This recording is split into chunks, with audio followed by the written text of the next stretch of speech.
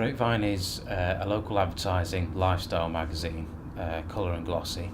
We were established in 1991, so we've been going for 23 years. We deliver 23,000 copies every month to the southwest of Sheffield, which is generally regarded as the more affluent. We're a relatively small staff, so I have to do pretty much every job. So I'm the journalist and the photographer, but I won't have anything to write about or take photos if I didn't sell it first of all, so I have to be the salesman as well. In terms of deputy editor, it means I have to manage the other staff, which is a graphic designer and sales representatives who go out and sell advertising the publication, and also come up with the page plan, which is quite important because some people like to be in certain spots, but we also have a set routine, if you like, in the magazine where certain stories or columnists are in certain positions, and then you have to see what colour adverts are to where they're placed in the magazine, and which you think are the interesting stories, and put them in different spots.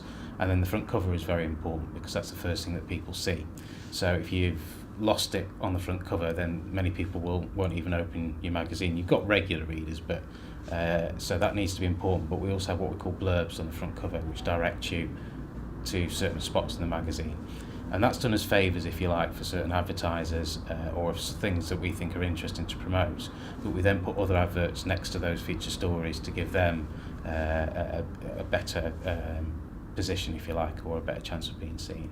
So there's quite a lot of intricate detail in terms of the planning of the magazine, and that actually takes quite a lot of time.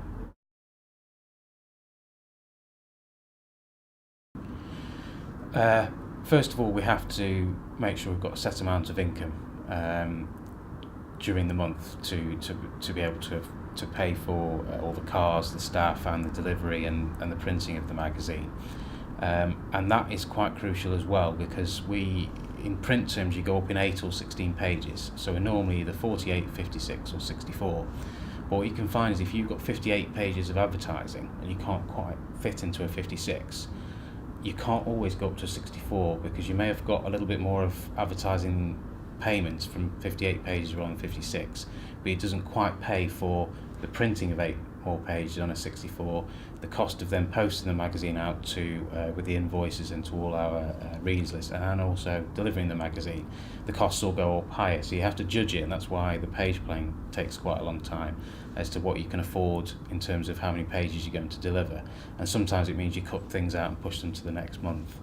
In terms of buying the magazine, there aren't that many publications now that sell in our sort of genre that actually sell the magazine. Some of them put a price on the front to make it look as if they're sold, but it's very rare that it is, because we find that people won't generally purchase a magazine that is essentially advertising.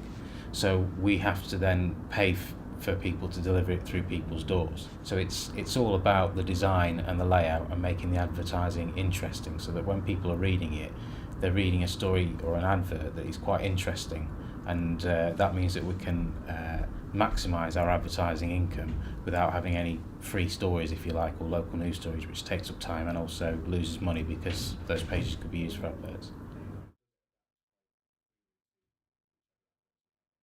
It's a bit of both. We have certain columnists in certain positions in the magazine, and the reason that that's done is that there are certain columnists that are very popular, so we don't actually put them in the best spots in the magazine, because we know, for instance, we have an antiques columnist who every month writes about different types of antiques and oil paintings that he sold, or the history of antiques and what they're worth. And we know that people turn to that page, so we tend to use that nearer the back, because we know that people actually pick that up and go to it, and then we'll put adverts next to it. And ironically, our other popular column is a funeral director. And what he does is he uses old photographs and asks people to write in and say where this photograph was. And that's a different form of advertising, but it's very popular, and we then have follow-up articles, as we have this month, from people that have found that. Some people pay extra to be in key positions, for instance, the inside cover, the back cover, the inside back cover, and a lot of people always want to be on the right page, but unfortunately half of the pages are on the left. Although ironically people tend to read from the left, which is one of the things that I mentioned to people, but you have to accommodate certain advertisers within their spots. So there's an element of certain things that are rigid, but the other things, it's more determined on colour. For instance, in spring I tend to find that we have a lot of green adverts. For instance, we have a lot of gardeners and things like that who all have green colours in their branding, so I have to try and keep those separate, otherwise the page looks very bad if you've got all green adverts, and some adverts can get lost. So colour, and then also content. For instance, I have a columnist who writes about wills every month, and I can't put them next to a funeral director. I also have quite a lot of old people's homes, and again I keep them separate from other things, so I wouldn't have a car dealership next to an old people's home, because we tend to find that we're different people looking at those adverts. So all of that has to be thought of. It's actually been it's evolved. Your research is actually your feedback from your clients. So I know, for instance, I suppose it better go back a bit. Originally, Grapevine was a newspaper, and it sort of had all sorts of different things advertising. But there are a number of firms in the city that are bigger than us that can either undercut us on rates or advertise their magazine a little bit better. So we decided to go a little bit more niche about 10, 11 years ago. And we've made Grapevine more of a go-to magazine for things to do with the house and home. And that's made us different from everybody else, but it also means that people will actually look in our magazine for a plumber, an electrician and things like that. So some of the other things that we've had in the magazine that's slightly different, for instance nightclubs and stuff like that, just hasn't worked in terms of the feedback that we've got. And there are strange things sometimes, but in general that we've found that's worked. So I suppose the research is just the feedback that we get from clients. But what we do know is that the readership of Grapevine is 50 plus in general. It's an older readers market, and we found that from the readers that contribute into the magazine or our advertisers. So for instance, the funeral director, old people's homes and general handymen and that kind of thing does very well. And that's what we've found just from, I suppose, evolving over the years. When I first started, we used old style cameras, which needed to be the photos need to be printed every other day. We also used fax machines, not as many emails and things like that. So it's changed quite a lot. We now use purely digital cameras, which means it saved a lot of money. In terms of the actual printing of the magazine, that's changed a lot as well. It wasn't that long ago when we used to go to the printers with bits of logos and actually glue them onto a template before it went onto the printer. Now what happens is our magazine is what's called web-fed. So we have our own in-house designer. Everything is designed well in advance. We have almost like a terminal slot with like an airport terminal slot with the printer when there's a certain time when it's going to be printed. So we then send that up through a system called Delano with our printers. They process it within about half an hour and then send it back to us, and we then approve it. So it's cut out probably a good 24-hour, 48 hours of worth of work. The latest developments, I suppose, is Facebook and Twitter. We don't have a Twitter feed at the moment, largely because Twitter is quite time-consuming if you are trying to promote your brand, and I suppose in our sense promote a lot of other brands within it, and you have to engage quite a lot of people in terms of conversations and keeping up with it.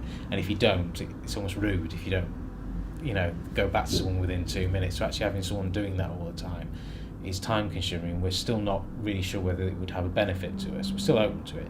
Facebook though is very good, because if someone again says, can I have a look at the magazine, you've actually got a Facebook page where the whole of the last 12 months, we keep 12 months worth on our Facebook page on there.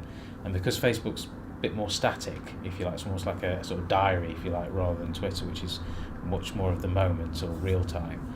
Facebook works. It's still not a fantastic way of publishing the magazine unless you want to then go into Facebook advertising. But it's sort of part of a package of being a little bit more modern.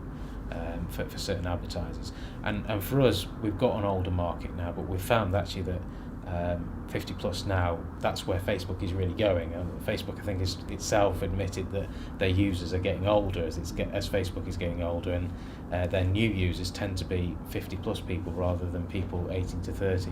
So again, it suits us down to the ground. But we've got to be wary that the future is going to be online at some point. I still think that's a while away. The things that could accelerate that is that obviously the government have in the past looked at things like junk mail and putting taxes on junk mail, or restricting what can go through people's letterboxes. A little bit like cold calling's being banned in certain neighbourhoods and things like that. And if that was ever to come in, it would have a massive effect on local newspapers and local free newspapers and magazines. So you've got to have that at the back of your mind, that it might cost more to produce, might be taxed more, and there might be an issue with it in the future. But at the moment, I can't see any. It's been, I think, muted in certain places about being more environmentally friendly. The only way I can see online advertising working is almost like a directory.